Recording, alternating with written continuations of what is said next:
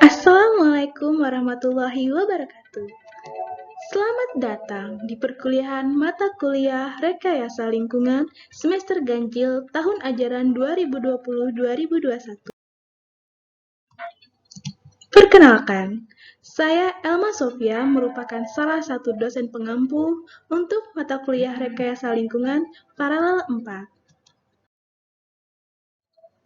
Pada video ini, saya akan menyampaikan tentang gambaran umum untuk mata kuliah ini, literatur yang kita gunakan, sistem penilaian, metode perkuliahan kita selama 1 semester, dan materi apa saja yang akan kita bahas selama 1 semester kali ini. Pada mata kuliah ini, mahasiswa belajar mengenai konsep dasar rekayasa lingkungan, permasalahan lingkungan, penyediaan air minum dan pengelolaan air limbah, bangunan ramah lingkungan, rambu-rambu dalam pengelolaan lingkungan, serta dasar-dasar mengenai analisis dampak lingkungan. Kemudian, untuk capaian pembelajaran lulusan prodi, yang pertama, mahasiswa mampu memahami konsep dasar rekayasa lingkungan, mahasiswa mampu mengidentifikasi persoalan lingkungan hidup, mahasiswa mampu memahami landasan bangunan ramah lingkungan, mahasiswa mengetahui rambu-rambu dalam mengelola dan merekayasa lingkungan, dan yang terakhir, mahasiswa mampu memahami dasar-dasar analisis dampak lingkungan. Untuk literatur yang digunakan, ada beberapa literatur yang saya cantumkan di sini, namun tidak menutup kemungkinan untuk kalian mencari literatur lainnya. Karena teknologi yang sudah sangat canggih, sehingga memudahkan kita untuk mencari bahan kuliah untuk menunjang proses pembelajaran kuliah kita. Di sini saya perlihatkan salah satu buku yang ada e-booknya.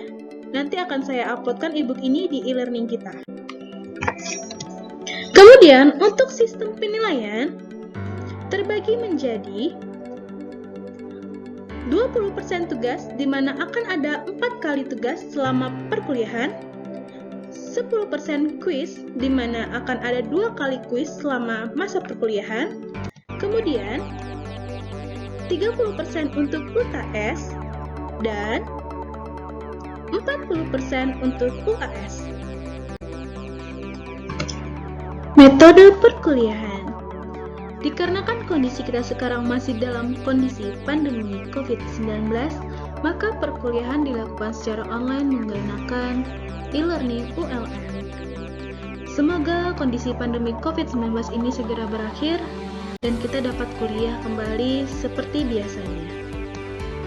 Untuk daftar hadir, teman-teman dapat membuka e-learning. Nanti di sana ada daftar hadir, silahkan mengisi daftar hadir di awal perkuliahan. Daftar hadir akan saya buka selama 30 menit di awal perkuliahan. Dan untuk kehadiran perkuliahan itu minimal 80% dari total perkuliahan. Bagi teman-teman yang kehadirannya kurang dari 80%, maka tidak dapat mengikuti UAS. Kemudian untuk tugas atau kuis atau UTS atau UAS, saya harapkan teman-teman dapat membaca petunjuk dengan jelas sebelum mengerjakannya. Dan untuk tugas, kuis, UTS ataupun UAS yang menggunakan lembar jawaban, saya harapkan teman-teman menuliskan terlebih dahulu nama, NIM, dan tanda tangan. Rencana pembelajaran semester. Pada pertemuan pertama, kita akan membahas konsep dasar rekayasa lingkungan. Di pokok bahasan ini, kita akan membahas tentang lingkungan hidup. Apa itu rekayasa lingkungan? Apa saja unsur lingkungan hidup? Manfaat lingkungan bagi kehidupan dan pencemaran lingkungan. Kemudian, pada pertemuan kedua, kita akan membahas dan mendiskusikan permasalahan lingkungan hidup. Solusi apa saja yang dapat digunakan untuk mengatasi permasalahan tersebut. Kemudian pada pertemuan 3 dan 4, kita akan membahas tentang sistem penyediaan air bersih. Apa itu sistem penyediaan air bersih? Kriteria apa untuk sistem penyediaan air bersih? Kemudian bagaimana proses pengolahan sistem air bersih? Faktor apa saja yang perlu kita perhatikan dalam perencanaannya? Kemudian tahapan perencanaannya. Pada pertemuan ke-5 dan ke-6 kita akan membahas sistem pengolahan air limbah. Apa itu air limbah? Dari mana sumbernya? Apa parameter pencemarnya? Kemudian dampak pencemarnya. Kemudian pada pertemuan ke-6 kita akan membahas apa tujuan dari pengolahan air limbah tersebut, metode apa yang dapat kita gunakan untuk pengolahan air limbah, kemudian klasifikasi tahapan pengolahan air limbah. Selanjutnya, pada pertemuan ke-7, kita akan membahas tentang sistem pengolahan limbah padat domestik. Di sini kita akan membahas definisi dari pengolahan limbah padat domestik, dari mana atau sumber dan limbah padat domestik, jenis dari limbah padat domestik, bagaimana pengelolaannya, dan bagaimana hierarki pengelolaannya. Kemudian pada pertemuan ke-8 kita akan UTS. Rencana pembelajaran semester untuk pertemuan ke-9, kita akan membahas tentang sistem pengelolaan limbah B3. Sumber dari limbah B3, kemudian nanti kita akan membahas identifikasi dari limbah B3-nya, karakteristik dari limbah B3-nya, kemudian bagaimana pengelolaan limbah B3 dan peraturan-peraturan apa saja yang mengatur tentang pengelolaan limbah B3.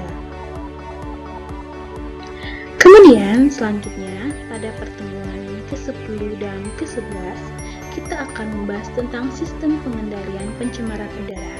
Di sini kita akan membahas faktor-faktor yang mempengaruhi dispersi gas-gas ke atmosfer, kemudian metode pengukuran atau analisis udara, metode pengumpulan dan analisis sampel kualitas udara, model pendugaan emisi dan penyebaran polutan di atmosfer.